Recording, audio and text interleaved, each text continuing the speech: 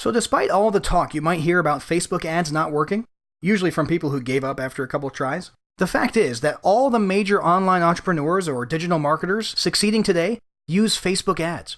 Facebook remains the single most attractive advertising opportunity in terms of native ad presentation, targeting, demographic data, active users, and a host of other factors. There are currently almost 1.8 billion monthly active users, almost 1.2 billion daily logins, and 5 new profiles are created every second. With a growing user base like that, it's no wonder more than 40% of marketers report that Facebook is a critical part of their business. The question is, how do you make it work for you?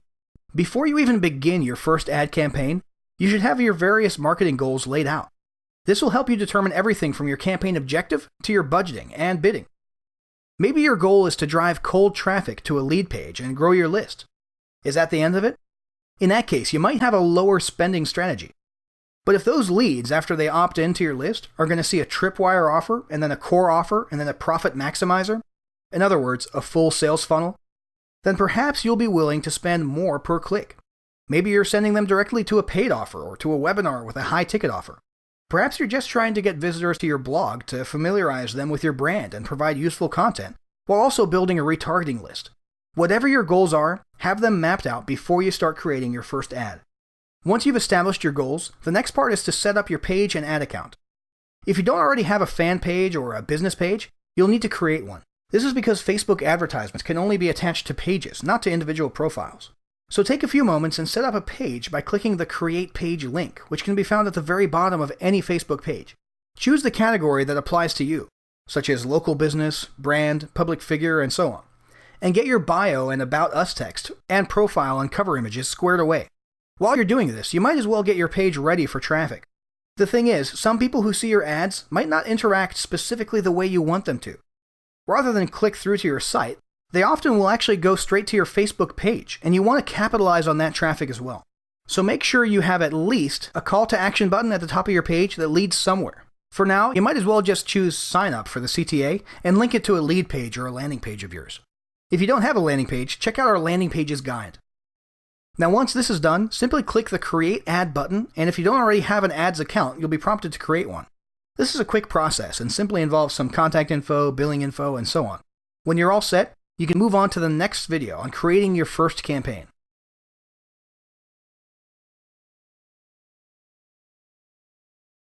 Upon clicking the Create Ad link or Create Campaign button, you'll be prompted to select an objective. For our purposes, we'll say you're aiming for clicks to your website. This objective is named Send People to a Destination on or off Facebook. But Facebook changes their wording all the time, so don't worry if it looks a little different. After choosing your objective, you'll need to enter a campaign name and select which of your business or fan pages your ad will be attached to. Once you're into the ad set creation page, you'll need to define your audience. This is where the magic starts. Facebook has so much information on their users, it's scary. First, start with the basics. Choose the appropriate target countries, locations, age, groups, and genders. Then you can narrow down even further by searching for certain job titles, interests, relationship statuses, whether they have children, their spending habits, and so on. For example, if you're targeting business owners to sell email marketing training to, then you could select all ages, both genders, all English-speaking countries, job titles like small business owner and CEO, and interests like email marketing and list building. In fact, with interests, you might even try specific autoresponder brand names like GetResponse and Aweber, since people who like and follow these companies' pages are likely to be interested in this subject. Pay close attention to the combination logic you're using. By this I mean and versus or logic. For example, do you want to choose any people who are interested in either email marketing or Aweber? Or do you want to choose only the people who are interested in both email marketing and Aweber? The latter approach is represented by the narrow audience button below the targeting box. There may be benefits in some cases to a broad or logic approach, but generally you want to get pretty narrow for the most effective targeting. Be sure to think outside the box too. For example, if you've put together a dog training video course and you want some buyers, most people would just search for dog training as an interest.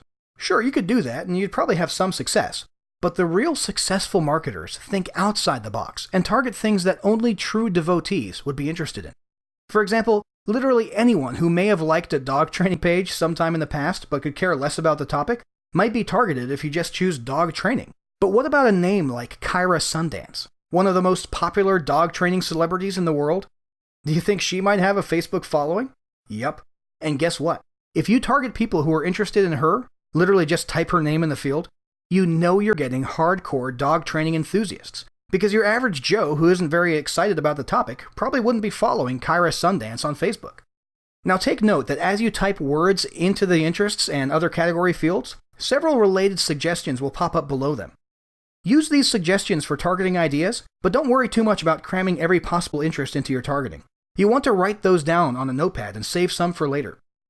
The reason for this is that in a later video, we'll be talking about analyzing and optimizing. And what you'll be doing is running multiple variations of the same ad with small differences. If you just lump every possible interest into one ad instance, you won't know which interest is more or least effective. We'll save that for video number 4, but for now just know that there might be a lot of value in having one ad campaign that targets Kyra Sundance as an interest, and then another that is exactly the same, but it targets Ian Dunbar instead.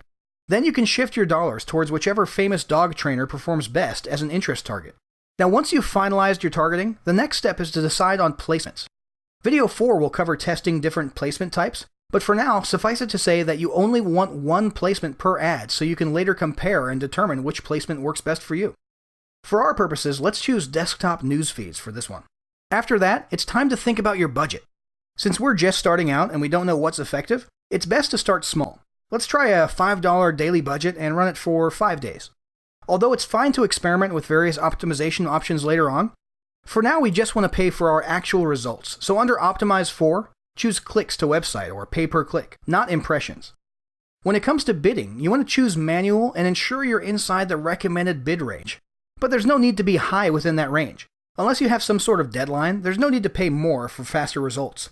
So aim for something in the lower half of the recommended range. For example, $1.12 if the recommended range is between 92 cents and $2.14. You can always adjust these later, and yes, you can also come back and try Facebook's automatic bidding if you so desire.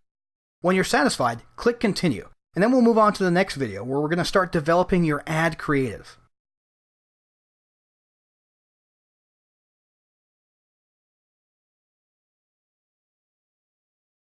The number one reason people give up on Facebook ads is because their first experience is underwhelming.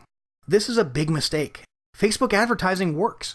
The trick is to test, analyze, and optimize. And here's how you do that. If you'll recall from the previous modules, we discussed that you might want to experiment with various different settings. Problem is, if you cram all these experimental factors into one ad, you won't know what worked and what drags your effectiveness down. Remember, you're spending money on these clicks. It's important to know what the effects are of all these variables so you can get the best bang for your buck.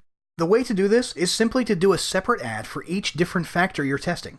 There are several different things to test. As we mentioned earlier, you could run one ad set targeting one interest and have another identical ad set with a different interest. For example, perhaps people who are interested in GetResponse are more enthusiastic about email marketing related ads and more likely to click or sign up than people who are interested in Aweber. Perhaps placements on mobile news feeds work better than Instagram. Maybe one headline gets more clicks than another. Maybe the photo of you in front of your desk beats the stock image of the businessman in the white shirt. All of these could have an impact on your results and costs. The key is to make sure that each time you compare, you're only looking at one change. If you change more than one thing at a time, then you might see an improvement, but you'll never know if it was caused by the gal in the red dress or the more wordy headline. Moreover, your results could theoretically have been better, but you'd never discover that. For example, what if the wordy headline did result in 6 additional clicks per 1,000 impressions, but the girl in the red dress was costing an average decrease of 2 clicks? Knowing this would mean you could actually enjoy an additional 8 clicks per 1,000 impressions by getting rid of the girl in the red dress. Sadly, if you combined the girl in the red dress and the more wordy headline into one test, then there was no way for you to find out about that, and the red dress gal will keep dragging you down slightly throughout your future campaigns. One final thought on conversion testing is that you might want to consider sending people to a different variation of your landing page for each ad in order to see which ad works best with which landing page. Remember what we said about ad sent? It's just another opportunity to squeeze more results out of each dollar you spend. And it can be quite easy if you use a landing page creator like Instapage. Check out our guides on split testing and landing page creation to learn more about all this. Once we've created all these tests and comparisons, the next step is simple. Analyze the results, and then discontinue the losers and put more dollars into the winners. You can do this easily by pausing or stopping the variations that didn't work, and by editing your campaigns and increasing the budget or scheduled ad runtime of the winners. Then start testing other variations. Tweak this, then that. Keep it to one change at a time and adjust accordingly. Bottom line, if you test thoroughly and carefully, you will maximize your results per dollar spent. So look, Facebook can be an excellent resource for your business. The key to avoiding the fate of so many naysayers is to start small, test different variations, adjust accordingly, and scale upwards. This guide is giving you an excellent path forward, but it's not going to do anything for you if you end this video and don't implement what you learned. Start applying the steps of this battle plan today. Step 1, determine your goals ahead of time. Step 2, set up your business page and ad account if you haven't already. Step 3, create your campaign and ad set with specific targeting. Step 4, create your ad image and text, keeping all the things that we discussed in mind. Step 5, clone that ad set and experiment with a few variations of format, image, copy, and targeting. Step 6, analyze your results and optimize accordingly.